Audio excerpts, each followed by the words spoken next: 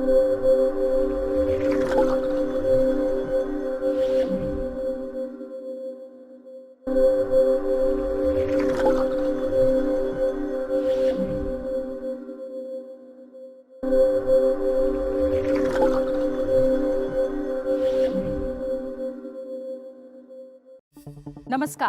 में आप सभी का स्वागत है। मैं हूं प्रीति सिंह। करीब 125 साल पहले डॉक्टर भीमराव अंबेडकर का जन्म हुआ था। जिस परिवार और समुदाय में उनका जन्म हुआ वो शोषण, पीड़ा और भेदभाव का शिकार था। बचपन में बाबा साहब को भी उन सभी भेदभाव का सामना करना पड़ा जो पूरे समुदाय को झेलने पड़ रहे थे। लेकिन जब मौका मिला तो वो दलितों के लिए लड़े, महिलाओं के लिए लड़े और सामाजिक आर्थिक बदलाव के बड़े वाहक बने। 20वीं सदी के महानतम लोगों की सूची में बड़े आदर के साथ डॉक्टर भीमराव अंबेडकर का नाम लिया जाता है। विशेष में आज हम आपको बाबा साहब के जीवन, उनके संघर्ष और भारत के लिए उनके सपनों से आपको रूबरू कराएंगे। तो आइए शुरू करते हैं आज का विशेष। इंदौर जिले के एक छोटे से कस्बे महू में जन्मे बाबा साहब भीमराव अंबेडकर ने सामाजिक बराबरी और समानता के लिए जो काम किया उसे कोई दोहरा न सका। जिस स्मारक के बाहर मैं खड़ी हूँ ये वही जगह है जहाँ बाबा साहब ने अपने जीवन का अहम वक्त गुजारा। इस दुनिया से गए उन्हें 60 साल से ज़्यादा हो गए। बावजूद इसके आज भी वो दलित, शोषितों और वंचित वर्गों की आवाज़ बने हुए हैं। आधुनिक भारत के इतिहास को जिन लोगों ने सबसे ज्यादा प्रभावित किया उनमें एक अहम नाम डॉक्टर भीमराव रामजी अंबेडकर का भी है। बाबा साहिब के नाम से मशहूर डॉक्टर भीमराव अंबेडकर देश में दबे कुचले वर्गों को बराबरी दिलाने, देश में समता मूलक समाज की स्थापना करने और कानूनी तौर पर लोगों को सक्षम बनाने के लिए जीवन भर संघर्ष करते रहे। अंबेडकर ने दलितों को एहसास दिलाया कि जिस जमीन पर वो रहते हैं उसमें उनका भी हक है, जिस आसमान के नीचे वो सोते हैं उसमें उनकी भी हिस्सेदारी है। यही अंबेडकर का सबसे बड़ा कारनामा है। उनके पिताजी फौज में थे तो फौज के जीवन में ऐसा कोई जाति भेद उनको झेलना नहीं पड़ता था। और फिर जब उनको एहसास हुआ, जो एक यात्रा के बारे में लिखते हैं, वो पिताजी ने उन लोगों को बुलाया था, 3 भाइयों को, जिन दिक्कतों को, तो मतलब एक प्रतिक्रिया ये हो सकती थी कि घृणा से मनुष्य का मन भर जाता। लेकिन उन्होंने घृणा के जड़ों तक जाने की कोशिश की और जो जातिवाद है, जो धर्म के साथ धर्म और रूढ़ियां ये भारतीय मानस को कितना जकड़ी हुई हैं, उसके बारे में उन्होंने गंभीरता से सोचा और एक नया रास्ता उन्होंने दिया हम लोगों को। डॉक्टर भीमराव अंबेडकर 14 अप्रैल 1891 को मध्य प्रदेश में जन्मे थे। वो इंदौर जिले के एक छोटे से कस्बे महू में रहने वाले रामजी मालोजी सकपाल और भीमाबाई की 14वीं और सबसे छोटी संतान थे। बचपन बेहद परेशानियों में गुजरा। सिर पर गरीबी और एक अछूत जाति महार में जन्मने का बोझ सिर पर उठाए अंबेडकर स्कूल पहुंचे। अपने भाइयों और बहनों में केवल अंबेडकर ही स्कूल की परीक्षा में सफल हुए और उन्होंने बड़े स्कूल में दाखिला पाया। अंबेडकर मुंबई के government high school Elphinstone road के पहले दलित छात्र थे। पाठशाला दूर थी, वहाँ वो हॉस्टल में रहते थे और घर जा रहे थे तो पैदल ही निकले थे। छोटे छोटे बच्चे थे, 4वीं 5वीं में पढ़ने वाले। वो उनके भाई पैदल निकले थे। बीच में एक बैलगाड़ी जा रही थी, तो बैलगाड़ी वाले को दया आई कि ये छोटे से बच्चे जो हैं इनको मैं गाड़ी में बिठा लेता हूँ। तो उसने गाड़ी में बिठा लिया और थोड़ी देर के बाद वो पूछने लगा कि तुम किस जाति के हो। तो जैसे ही भीमराव अंबेडकर ने और उनके भाई ने बताया कि हम महार जाति के हैं। महार नाम सुनते ही वो गाड़ी वाला गाड़ी रोक कर गाड़ी से उतर गया। बाबा साहिब ने 1907 में मैट्रिक परीक्षा पास की। इसके बाद वो बंबई विश्वविद्यालय पहुंचे और भारत के किसी भी कॉलेज में दाखिला पाने वाले वो पहले व्यक्ति थे जिस पर अछूत होने का तमगा लगा हुआ था। इस दौरान उनकी जिंदगी में दुत्कार, जातीय अपमान और जिंदा रहने की जद्दोजहद के सिवा कुछ नहीं था। पढ़ाई में तेज होने के बावजूद उन्हें स्कूल में कभी दूसरे बच्चों के बराबर नहीं समझा गया। दूसरे अछूत बच्चों की तरह क्लास में अलग बिठाया जाता। स्कूल में पानी पीना तो दूर, पानी का बर्तन छूने तक की इजाजत नहीं थी। ना कोई टीचर उन पर ध्यान देता और ना ही कोई उनकी मदद करता। डॉक्टर बाबा साहेब भीमराव अंबेडकर जब स्कूल में पढ़ते थे तो उनके साथ और उनके भाइयों के साथ अस्पृश्यता का बहुत, भेदभाव का बहुत उन्हें अनुभव हुआ।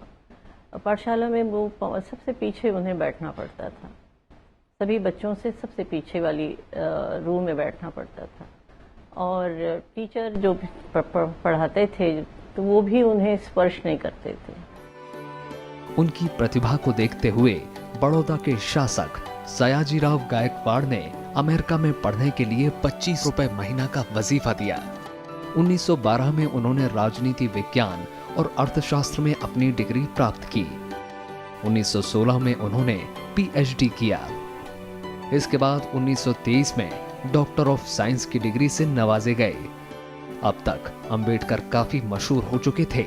1926 में उन्हें बंबई विधान परिषद के लिए मनोनीत किया गया। अब अंबेडकर सिर्फ राजनीति तक सीमित होकर नहीं रहना चाहते थे। बम्बई विधान परिषद डॉक्टर भीमराव अंबेडकर के संसदीय राजनीति की पाठशाला बनी। इसी के बाद वो समाज में गैर बराबरी के खिलाफ हुए संघर्ष में शामिल हुए। उन्होंने छुआछूत के खिलाफ अनूठा अभियान चलाया। अंबेडकर समाज में बराबरी लाने के संघर्ष में शामिल हो गए। 1927 में डॉक्टर अंबेडकर ने छुआछूत के खिलाफ व्यापक आंदोलन शुरू करने का फैसला किया। उन्होंने पेयजल के सार्वजनिक संसाधन समाज के सभी लोगों के लिए खुलवाने, अछूतों को हिंदू मंदिरों में प्रवेश करने का अधिकार दिलाने के लिए आंदोलन किए। इस दौरान उन्होंने मुख्य धारा की राजनीतिक दलों के बीच जाति व्यवस्था के उन्मूलन को लेकर उदासीनता की कड़ी आलोचना की। 1920 में जब वो लौट के आए थे तो शाहू महाराज थे महाराष्ट्र में, उन्होंने बाकायदा कहा था कि दलितों, माणगांव सम्मेलन हुआ था 1920 का, कि दलितों तुम्हें अपना नेता मिल गया, क्योंकि इतना पढ़ा लिखा आदमी दलितों के बीच पहली शख्सियत थे वो, तो एक अच्छा जीवन बिता सकते थे। और उन्होंने लगातार राजनीतिक सामाजिक तौर पर सक्रिय रहे वो, उन्होंने ये, और एक बड़ा उनके जीवन का जो पहला अहम संघर्ष जो हम लोग देख सकते हैं, महाड़ सत्याग्रह का, 1927 का जो महाड़ सत्याग्रह है, पानी को लेकर के सत्याग्रह हुआ था कि ब्रिटिश सरकार ने उन दिनों नीति बनाई थी कि दलितों के लिए सार्वजनिक तालाब खोल दिए जाएं, और महाड़ में जो लोग थे उन्होंने प्रस्ताव भी पारित किया था। लेकिन फिर भी सवर्णों की तरफ से, जो ऊंची जाति के लोगों की तरफ से, उन्होंने कहा कि हम यहाँ इस तालाब में जानवर जा सकता है लेकिन दलित नहीं जा सकते। 8 अगस्त 1930 को एक शोषित वर्ग के सम्मेलन में हिस्सा लिया। यहाँ अंबेडकर ने अपनी राजनीतिक सोच दुनिया के सामने रखी और कहा कि शोषित वर्ग की सुरक्षा सरकार और कांग्रेस से आजादी पाने में है। उन्होंने कहा कि हमें अपना रास्ता खुद बनाना होगा। राजनीतिक शक्ति शोषितों की समस्या का निवारण नहीं हो सकती, उनका उद्धार समाज में उनका उचित स्थान पाने में निहित है। 24 सितंबर 1932 को उन्होंने गांधी जी के साथ पूना समझौता किया। इसके तहत विधानमंडलों में दलितों के लिए सुरक्षित स्थान बढ़ा दिए गए। दलितों को मंदिर प्रवेश, केवल एक नागरिक होने का अधिकार तो जरूर चाहिए, लेकिन मंदिर प्रवेश ही हमारा उद्देश्य नहीं होना चाहिए। तब उन्होंने आर्थिक सवालों की तरफ अपना रुख बदला कि दलितों को आर्थिक जो स्थिति है उनकी, जो सबसे पिछड़े हुए हैं आर्थिक रूप से, क्योंकि उनके पास अपना ऐसा कोई काम नहीं है कि जिससे कि उनकी आय बढ़े। देश आजाद हुआ तो अंबेडकर कांग्रेस के नेतृत्व वाली सरकार में देश के पहले कानून मंत्री बने। 29 अगस्त 1947 को उन्हें स्वतंत्र भारत का नया संविधान लिखने के लिए बनी संविधान मसौदा समिति का अध्यक्ष बनाया गया। अंबेडकर आजीवन सांप्रदायिक राजनीति के घोर आलोचक बने रहे। 1956 में उन्होंने हिंदू धर्म त्याग कर बौद्ध धर्म अपना लिया। 1951 में उन्होंने संसद में हिंदू कोड बिल पेश किया। इस बिल का विरोध होने पर उन्होंने कैबिनेट से इस्तीफा दे दिया। 6 दिसंबर 1956 को उन्होंने इस दुनिया में आखिरी सांस ली। उनके निधन पर तत्कालीन प्रधानमंत्री पंडित जवाहरलाल नेहरू ने कहा, डॉक्टर अंबेडकर को भारतीय हिंदू समाज के तमाम अत्याचारी स्वरूपों के खिलाफ एक विद्रोह के प्रतीक के रूप में याद किया जाएगा। पहले के जो समाज सुधारक थे, मतलब तो वो मुख्यतः हिंदू धर्म के अंदर सुधार की बात करते थे, उनको लगता था। लेकिन उन्होंने महसूस किया कि जब तक जाति उनका उन्मूलन नहीं होगा तब तक ये गुलामी कैसे मिट सकती है। मतलब सिर्फ कोई रिपेयरिंग की बात उन्होंने नहीं की, जातियों का उन्मूलन करना होगा। उसमें साथ साथ उन्होंने कहा कि जातियों का उन्मूलन, जाति का सवाल धर्म से भी जुड़ा हुआ है। तो जाति भेद का उन्मूलन में वो कहते हैं कि धर्म पर भी जो धर्मशास्त्र की किताबें हैं, हमें उन पर भी सवाल उठाने होंगे। अंबेडकर ज्ञान का सागर थे। उन्होंने राजनीति, अर्थशास्त्र, मानव विज्ञान, धर्म, समाजशास्त्र और कानून पर कई किताबें लिखी। उन्होंने दलित समाज से कहा कि शिक्षित बनो, संगठित रहो, संघर्ष करो। 1990 में उन्हें मरणोपरांत भारत रत्न से सम्मानित किया गया। 2012 में हुए एक टीवी सर्वे में उन्हें महानतम भारतीय चुना गया। अंबेडकर अब हमारे बीच नहीं है, लेकिन उनके आदर्श और शिक्षाएं देश की आने वाली पीढ़ियों को लाभान्वित करते रहेंगे। डॉक्टर भीमराव अंबेडकर न सिर्फ समता मूलक समाज के पैरोकार हैं, बल्कि धर्मनिरपेक्षता और धर्म की बराबरी के समर्थक भी हैं। वो मनु की बताई सामाजिक व्यवस्था का विद्रोह करते हैं। वो दलितों को सिर्फ समानता के अधिकार तक ही सीमित नहीं रखते, बल्कि उनमें चेतना और जागृति का संचार भी करते हैं। डॉक्टर भीमराव अंबेडकर भारत में सामाजिक एकता, समरसता और धर्मनिरपेक्षता के बड़े पैरोकार माने जाते हैं। जातीय व्यवस्था की बुराइयां झेलकर बड़े हुए अंबेडकर आजीवन लोगों को इन बुराइयों से मुक्ति दिलाने के लिए संघर्ष करते रहे। डॉक्टर अंबेडकर ने हिंदू धर्म में ब्राह्मणवाद का विरोध किया, साथ ही दूसरे धर्मों की कट्टरता को देश के लिए खतरा बताया। वो देश में दलित और दूसरे अल्पसंख्यक समूहों की परेशानियों में समानताएं देखते थे और अक्सर साझा संघर्ष की बात भी कहते थे। जाति को लेकर के, वर्ण व्यवस्था को लेकर के, हिंदू धर्म को लेकर के कई सारा किताबें उन्होंने लिखी हैं। मतलब अगर एक 50 किताबें उन्होंने लिखी हैं चीजों को लेकर के। और लेकिन उनका विचार सिर्फ धर्म को लेकर के, जाति को लेकर के नहीं था। उन्होंने कानून को लेकर के भी लिखा, इसीलिए संविधान बनाने में उनका योगदान था। एक आर्थिक नजरिया उनका था, ये था। तो एक पूरा एक व्यापक दृष्टिकोण भारतीय समाज के बारे में था उनका। भारत में जातीय व्यवस्था की बुराइयों पर डॉक्टर अंबेडकर का मानना था कि बेकसूरों पर बेरहमी और अत्याचारों को रोकना ही दलितों की मूल समस्या है। डॉक्टर अंबेडकर ने जातीय व्यवस्था के विरोध में हिंदू धर्म त्याग कर बौद्ध धर्म अपनाया। उन्होंने कहा कि यह परिवर्तन मैं किसी भौतिक लाभ के लिए नहीं कर रहा हूँ। मैं अगर अछूत भी बना हूँ तो भी ऐसी कोई उपलब्धि नहीं है जो मैं प्राप्त नहीं कर सकता। मैं केवल अपने आध्यात्मिक नजरिए के कारण धर्म परिवर्तन कर रहा हूँ।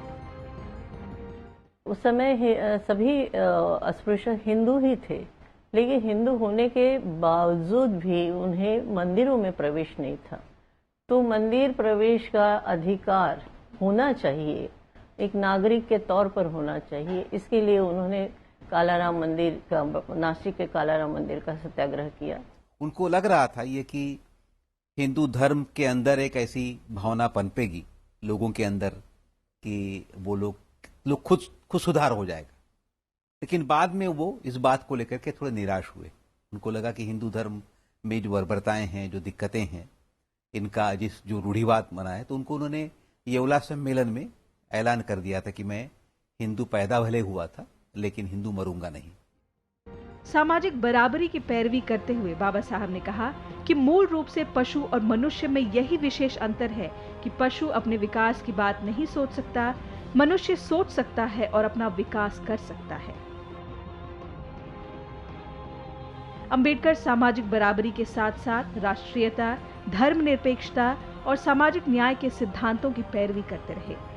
लेकिन इसके साथ ही उन्होंने अंध राष्ट्रवाद, बहुसंख्यकवाद और धार्मिक राष्ट्र के खतरों से आगाह भी किया। अंबेडकर ने कहा कि धर्म नहीं बल्कि मानवीयता और बराबरी राष्ट्र की बुनियाद है। तो एक बड़ी बात जो उन्होंने, जो झकझोरने वाली बात जो कही थी समाज को, जाति को लेकर के, क्योंकि बिना धर्म को चुनौती दिए, बिना पितृसत्ता को चुनौती दिए हुए दलितों की मुक्ति नहीं हो सकती है, और रीजन रैशनैलिटी का रास्ता अपनाए दलितों की मुक्ति नहीं हो सकती है।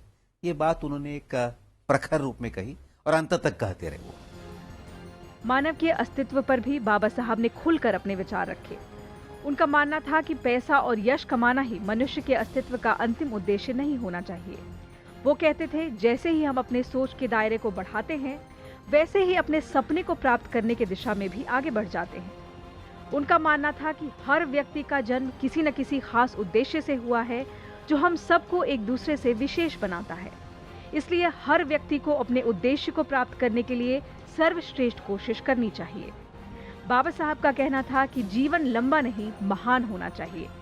जिस तरह विचार नहीं मर सकते, उसी तरह आत्मा भी नश्वर है। उन्होंने कहा कि कोई भी इंसान अमर नहीं है, लेकिन हम अपने पीछे अपने चिंतन, विचार और दर्शन छोड़ सकते हैं, ताकि हमारे विचार आने वाली पीढ़ियों का मार्गदर्शन करते रहें।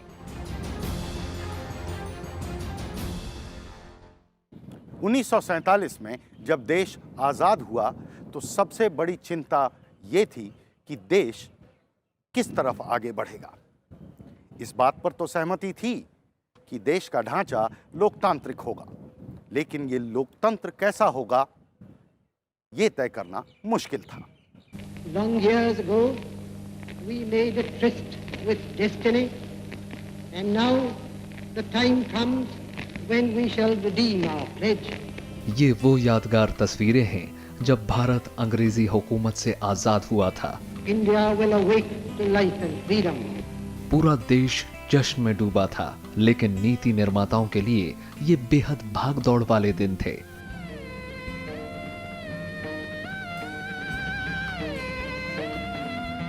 संविधान तैयार करना आसान काम नहीं था, लिहाजा इनकी जिम्मेदारी एक ऐसे व्यक्ति को दी गई जो कानूनविद, अर्थशास्त्री के साथ साथ कद्दावर नेता और समाज सुधारक थे, और वो व्यक्ति थे डॉक्टर भीमराव अंबेडकर। 29 अगस्त 1947 को उन्हें संविधान मसौदा समिति का अध्यक्ष बनाया गया। 2 साल की अथक मेहनत के बाद आखिरकार संविधान तैयार हुआ और 29 नवंबर 1949 को संविधान सभा ने इसे मंजूरी दी। अंबेडकर ने इस दौरान आधुनिक लोकतंत्र के मूल्यों को भारतीय लोकतंत्र में लागू करने की कोशिश की। लेकिन मैं समझता हूं कि संविधान बनाने का जो उनका योगदान है वो तो रेखांकित करना ही होगा, लेकिन उनका जो अपना नजरिया था वो उस पर भी बात हम लोगों को करनी चाहिए। जो संविधान बनाने के पहले उन्होंने एक ग्रंथ लिखा था, राज्य स्टेट्स एंड माइनॉरिटीज नाम से। शेड्यूल कास्ट फेडरेशन के वो अध्यक्ष थे, जिसकी तरफ से उन्होंने संविधान समिति को एक मसविदा पेश किया था, जिसमें जो एक विजन वो पेश करते हैं, वो विजन पर भी मुझे लगता है कि बात होनी चाहिए। उन्होंने पश्चिमी लोकतांत्रिक मॉडल पर ज्यादा भरोसा जताया। समानता और विविधता उनके राजनीतिक नजरिए का मूल है। अंबेडकर ने जनता के देश की सारी जनता को नागरिक के बतौर बराबर अधिकार देने की पैरोकारी की और देश में पहली बार लोगों के भीतर ये एहसास जगा दिया कि वो राज्य की नजर में एक दूसरे के बराबर हैं। अंबेडकर ने भारत को जो नक्शा पेश किया वो आधुनिक लोकतंत्र की बुनियाद पर खड़ा भारत था। दलित या आदिवासी या पिछड़ा समाज या अल्पसंख्यक समाज और महिलाओं को के समान अधिकार का उन्हें समान अधिकार मिले, क्योंकि धर्म के आधार पर, जाति के आधार पर और लिंग के आधार पर, यहाँ तक कि क्षेत्र और भाषा के आधार पर भी हम भारत बटा हुआ था। आजाद भारत की हम बात कर रहे हैं। कानून मंत्री के तौर पर भी उन्होंने समानता की पैरोकारी की और समानता के प्रति उनका नजरिया सिर्फ जातियों को लेकर नहीं था और ना ही धर्मों को लेकर, बल्कि वो लैंगिक समानता के भी बड़े पैरोकार थे। हिंदू कोड बिल के जरिए उन्होंने महिलाओं को संपत्ति में अधिकार देने और तलाक का अधिकार देने की वकालत की और आखिरकार कई मुद्दों पर असहमति होते देख उन्होंने कैबिनेट से इस्तीफा दे दिया। संविधान बनाने का उनका योगदान है तो अहम था ही, लेकिन साथ साथ हिंदू कोड बिल के लिए जो उन्होंने काम किया, जिस पर ज्यादा चर्चा नहीं हो पाती और जिसकी वजह से उन्होंने इस्तीफा दिया 1951 में नेहरू के मंत्रिमंडल से इस्तीफा दिया था, जिसमें क्योंकि पहली बार हिंदू स्त्रियों को अधिकार मिल रहा था। क्योंकि बहुत कम लोग इस बात को जानते हैं कि आजादी के पहले एक हिंदू पुरुष पर कोई पाबंदी नहीं थी कितनी शादियां कर सकता है। वो 10 शादियां भी कर सकता था, 20 शादियां भी कर सकता था। मुस्लिम्स पे कम से कम 4 शादियों पर पाबंदी थी। तो मोनोगैमी का सवाल ही नहीं था, एकमती सवाल ही नहीं था, और प्रॉपर्टी में कोई राइट नहीं था। भीमराव अंबेडकर की शख्सियत इतनी विशाल थी कि उनके कई बड़े कामों की चर्चा नहीं हो पाती। भारतीय रिजर्व बैंक की स्थापना में उनका महत्वपूर्ण योगदान है। उनकी किताब the problem of the rupee पर उन दिनों खूब चर्चा हुई और आखिरकार 1935 में रिजर्व बैंक की स्थापना हुई। यही नहीं, अंबेडकर बड़े बांधों की तकनीक के भी जानकार थे और आजाद भारत में उन्होंने दामोदर, हीराकुंड और सोन नदियों पर बनी परियोजनाओं में अहम भूमिका अदा की। अंबेडकर ने मजदूरों के काम करने की अवधि को कम करने के लिए पूरा जोर लगाया। 7वें भारतीय मजदूर सम्मेलन के दौरान अंबेडकर की कोशिश के बाद ही मजदूरों की काम की अवधि 14 घंटों से कम होकर 8 घंटे हुए। यही नहीं, वो रोजगार और आधुनिक राष्ट्र के बीच गहरा संबंध देखते थे और लगातार मजदूर अधिकार से लेकर बेरोजगारी के सवाल उठाते रहते थे। संविधान को जब अंगीकृत किया गया तो अंबेडकर ने आने वाले दिनों को लेकर कुछ चिंताएं भी जाहिर की। समाजवाद की बातें करते हैं। वो कहते हैं कि उद्योगों को राज्य के नियंत्रण में लेना चाहिए, जमीनों का राष्ट्रीयकरण होना चाहिए, राज्य का कोई धर्म नहीं होता है। तमाम सारी ऐसी बातें हैं जो आज की तारीख में लोगों को अपचनीय हो सकती हैं। ऐसी तमाम बातें उन्होंने राज्य और अल्पसंख्यक नामक ग्रंथ में लिखी थी, और जो एक उसमें ही वो बहुसंख्यकवाद का खतरा देख रहे थे। भीमराव अंबेडकर लोकतंत्र की मजबूती के लिए 2 चीजों को बेहद जरूरी मानते थे, पूंजीवाद और जातिवाद का खात्मा। उन्होंने बाद के दिनों में पूंजीवाद पर भी चोट किया। जानकार मानते हैं कि अंबेडकर के सपनों का भारत और खुद अंबेडकर को जिस तरह आजकल पेश किया जा रहा है, वो कई मायनों में आधा अधूरा है। एक संविधान ही ऐसा एक बहुत बड़ा सब हो सकता है, जो कि एक बहुत बड़ी कानून का एक दायरा हो सकता है कि जिससे कि सबके बीच में स्त्री पुरुष और जाति के आधार पर समानता या धर्म के आधार पर सभी समानता, भाईचारा और न्याय हो, सबको बराबर का अधिकार मिले। उन्होंने हाशिए पर छूट गए लोगों के लिए सत्ता में भागीदारी और नीति निर्माण में अनुपातिक जगह की वकालत की। अंबेडकर आखिर तक किसी भी तरह के इंसानी भेदभाव के खिलाफ लड़ते रहे और राजनीतिक समानता के अलावा सामाजिक समानता को हासिल करने के लिए वो लड़ते रहे। डॉक्टर भीमराव अंबेडकर के जीवन पर यह था हमारा आज का विशेष।